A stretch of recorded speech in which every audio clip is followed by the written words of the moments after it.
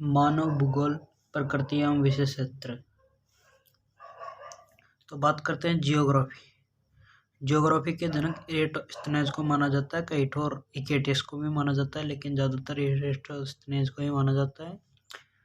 मुख्य सरोकार एवं उद्देश्य की बात करते हैं तो पृथ्वी को मानव के घर के रूप में समझना व उन सभी तत्वों को अध्ययन करना जिन्होंने मानव को पाला है। और भारतीय भूगोल जेम्स रेनेल है। जियोग्राफी की बात करें तो हम जियोग्राफी दो शब्दों के मेल से बना है, जियो प्लस ग्राफ्स।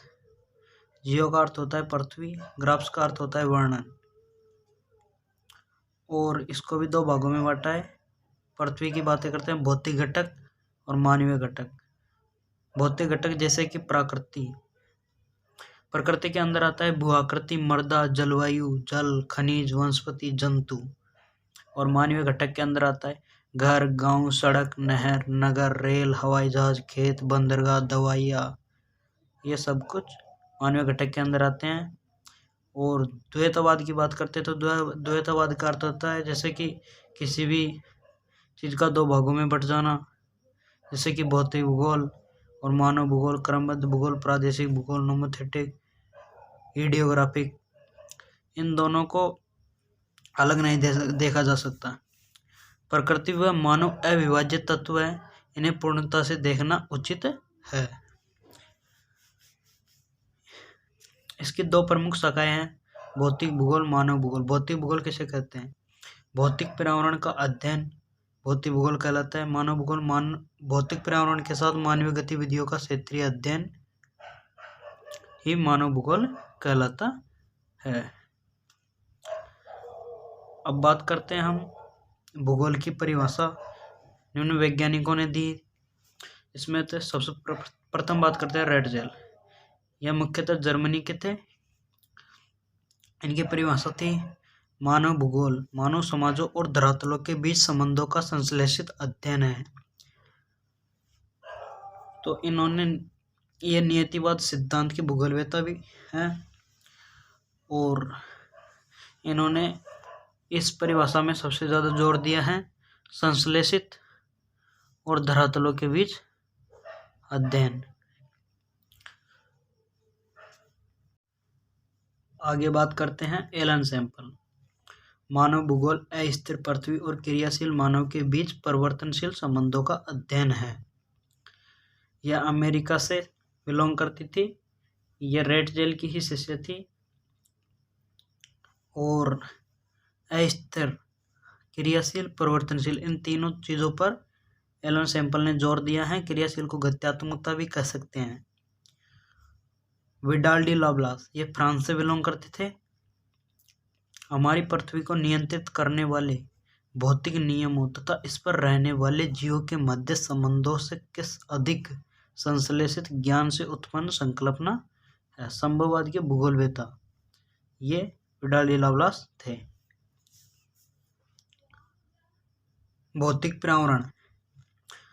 पर्यावरण जैसे कि प्रकृति और मानवजनित सांस्कृतिक पर्यावरण जो आदिकाल का मानव है, जिन्होंने तकनीकी की विकास करके जैसे कि घर, रॉकेट आदि का प्रयोग किया है। और आदिकाल का मानव ऐसा था। फिर मनुष्य ने प्रकृति के नियमों को समझकर तकनीकी का विकास किया। आगे बात करते हैं मानव का प्रकृतिकरण और प्रकृति का मानवीकरण। इनकी परिभाषाओं की बात करते हैं तो मानव का प्रकृति के अनुसार अपने आप को ढाल लेना मानव का प्रकृतिकरण कहलाता है। और मानव का तकनीकी अपनाकर प्रकृति को अपने अनुसार ढाल लेना प्रकृति का मानवीकरण कहलाता है। यह विचारधारा पर्यावरण निश्चयवाद विचारधारा कहलाती थी और यह संभववाद विचारधारा कहलाती थी। फिर एक और ग्रिफ्थ टेलर हुए, उन्होंने नवनिश्चयवाद विचारधारा को अपनाया। और रुको व जाओ निश्चयवाद विचारधारा, इसे मध्यमार्गी कहते हैं। जैसे कि ये देखो आप, संभववाद और निश्चयवाद। तो रुको व जाओ निश्चयवाद और नवनिश्चयवाद ये दोनों एक ही है। यह विचारधारा ग्रिफिथ टेलर ने प्रस्तुत की थी। ये परीक्षा के लिए बहुत महत्वपूर्ण है। अब निम्न परिभाषाओं की बात कर लेते हैं। भौतिक भूगोल, भूगोल की वह शाखा जिसके अंतर्गत स्थलमंडल, जलमंडल एवं वायुमंडल रूपी तीनों अंगों, उनके प्राकृतिक स्वरूपों के अंतर संबंध एवं उनसे उत्पन्न भूतल की प्राकृतिक भिन्नताओं की व्याख्या की जाती है, उसे भौतिक भूगोल कहते हैं।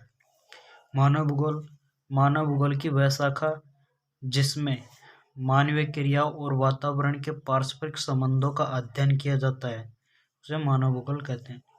पर्यावरण, पर्यावरण का शाब्दिक अर्थ होता है परि अर्थात यानी चारों ओर, एवं आवरण, आवरण अर्थात फैलाव, अतः जो जल, थल, नभ के प्राकृतिक एवं अप्राकृतिक अवयव के रूप में जीव एवं उनसे निवासी क्षेत्रों के चारों ओर व्याप्त पाया जाता है, वह पर्यावरण कहलाता है। द्वैतवाद, द्वैतवाद से आशय किसी विषय का दो भागों या शाखाओं में बंट जाना है। इसके लिए यह आवश्यक नहीं है कि दोनों शाखाएं एक दूसरे के विरोधी हो, ये दोनों शाखाएं एक दूसरे के सहायक भी हो सकती हैं। नोमोथेटिक, नोमोथेटिक शब्द का अर्थ है भूगोल का नियमबद्ध होना। भूगोल का एक उपागम जो यह मानता है कि भूगोल आवश्यक रूप से वैज्ञानिक नियमों के प्रतिपादन से संबंधित होना चाहिए। इडियोग्राफिक, इडियोग्राफिक का अर्थ है भूगोल का विवरणात्मक होना। यह विधि घटनाओं के सामान्य स्वरूप की परिस्थितियों के विपरीत विशिष्ट परिस्थितियों पर अधिक बल देती है। परंपरागत प्रादेशिक भूगोल के अंतर्गत इसी विधि को अपनाया जाता है। अब बात करते हैं समय, उपागम, प्रमुख लक्षण। समय के उपागम एवं उनके लक्षणों की बात शॉर्टकट में दे रखे हैं बहुत अच्छे तरीके से। आरंभिक उपनिवेश युग, जो प्रारंभ का था, अन्वेषण और विवरण, नए प्रदेशों की खोज व वर्णन करना। उत्तर उपनिवेश युग, प्रादेशिक विश्लेषण, प्रदेशों के सभी पक्षों का वर्णन। 1930 का दशक, क्षेत्रीय विभेदन, प्रदेशों के विशेष गुणों के आधार पर अन्य प्रदेश से भिन्नता ढूंढना। 1950 व 1960 का दशक, क्षेत्रीय संगठन, सांख्यिकीय विधियों का प्रयोग, मात्रात्मक क्रांति। 1970 का दशक, तीन नई विचारधारा, सामाजिक व राजनीतिक रूप से अधिक प्रभावी। तीन नई विचारधारा, इनके ऊपर भी बात करेंगे अपन अभी। 1990 का दशक, उत्तर आधुनिकवाद, वैश्विक सिद्धांतों के स्थानिक रूप में समझना। अब बात करते हैं 1970 के दशक की तीन नई विचारधाराएं। पहली, कल्याणपरक मानवतावादी विचारधारा भी कहते हैं, आमूलवादी, इसे रेडिकल भी कह सकते हैं, व्यवहारवादी। कल्याणपरक मानवतावादी, इसमें शिक्षा, स्वास्थ्य, आवास। आमूलवादी में गरीबी, असमानता, यह कार्ल मार्क्स द्वारा दी गई थी। व्यवहारवादी भूगोल, इसको भी आप पासबुक के माध्यम से पढ़ सकते हैं, इसमें ज़्यादा कोई बात नहीं है। मानव भूगोल और सामाजिक विज्ञानों के सहयोगी विषय। मानव भूगोल के क्षेत्र, उपक्षेत्र, सामाजिक विज्ञानों से संबंधित सहयोगी विषय से संबंध।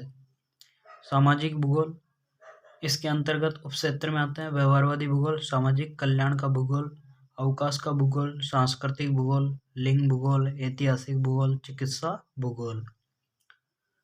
व्यवहारवादी भूगोल, मनोविज्ञान, सामाजिक कल्याण का भूगोल, कल्याण अर्थशास्त्र, अवकाश का भूगोल, समाजशास्त्र, सांस्कृतिक भूगोल, मानव विज्ञान, लिंग भूगोल, समाजशास्त्र, मानव विज्ञान, महिला अध्ययन, ऐतिहासिक भूगोल, इतिहास, चिकित्सा भूगोल, महामारी विज्ञान।